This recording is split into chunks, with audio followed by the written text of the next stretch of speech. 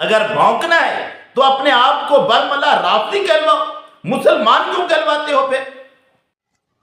اعوذ باللہ من الشیطان الرجیم، بسم اللہ الرحمن الرحیم۔ ایک اور رافضی بدبخت گرفتار ہو گیا۔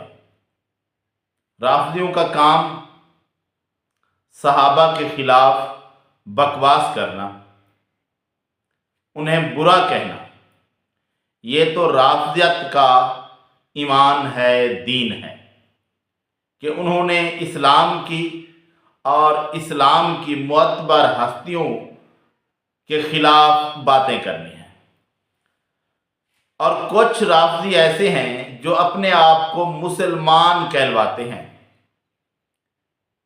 رافضی ہونے کا اعلان نہیں کرتے، شیعہ ہونے کا اعلان نہیں کرتے، لیکن مسلمان کہلانے کے باوجود اپنی بد نیتی، اپنی بدبختی ظاہر کرتے ہیں اور صحابہ کو برا کہتے ہیں۔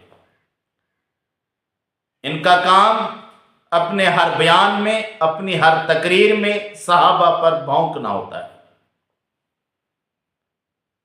کافی سارے نام ہیں اور اہل سنت کہلوانے والے ہر مکتبہ فکر میں ایک دو بدبخت موجود ہوتے ہیں جو کہ شامل ہو جاتے ہیں اس مکتبہ فکر میں۔ دیوبندیوں میں، اہل حدیثوں میں اور بریلوی مکتبہ فکر میں تو ایک پوری تقسیم ہے۔ ایک وہ مکتبہ فکر ہے جو باقی عقائد کو چھوڑ دیں، وہ تو جیسے بھی ہیں ان کے، لیکن صحابہ کے معاملے میں رافضیت میں گھرا ہوا ایک پورا ٹولہ ہے ان کا، جو کہلواتے اپنے آپ کو بریلوی مکتبہ فکر سے ہیں لیکن حقیقت میں شیعہ رافضی ہیں۔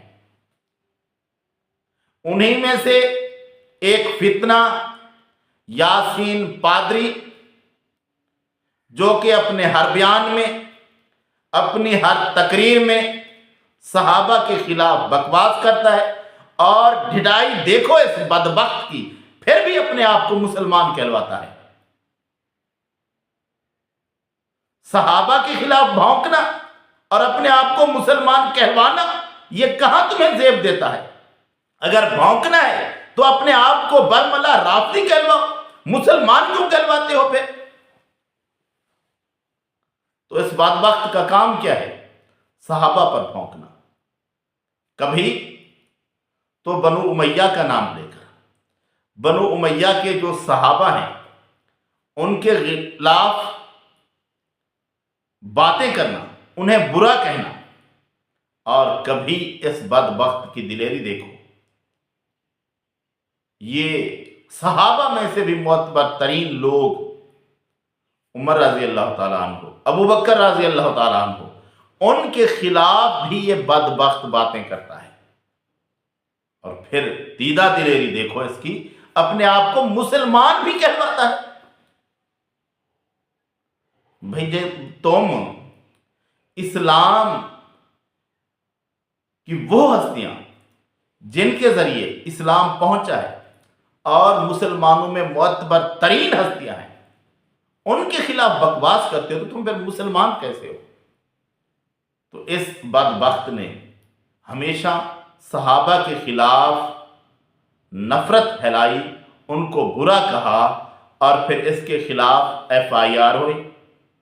ایف آئی آر کے بعد یہ ضمانتیں کرواتا رہا اور کبھی عدالت میں پیش نہیں ہوا، پھر اشتہاری ملزم بن گیا، اور پھر اسے پولیس نے اشتہاری مجرم کو گرفتار کیا،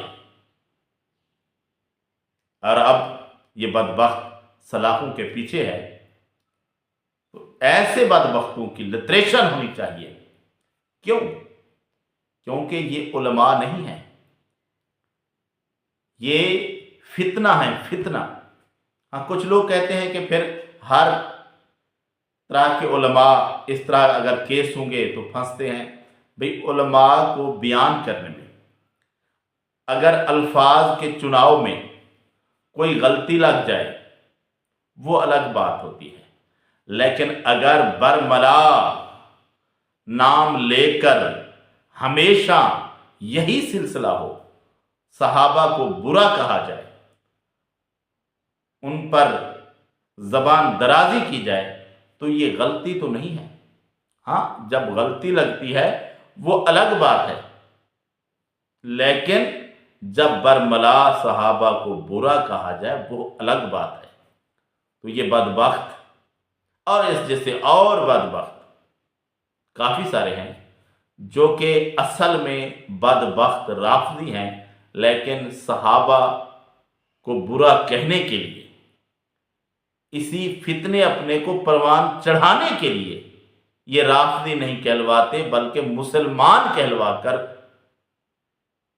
یہ برائیاں گناہ کرتے ہیں کہ مسلمان بھی کہلوائیں گے اور مسلمانوں میں رہ کر مسلمانوں کو گمراہ کریں گے۔ اللہ تبارک و تعالیٰ ایسے فتنوں سے، ایسے بدبختوں سے مسلمانوں کو بچائے۔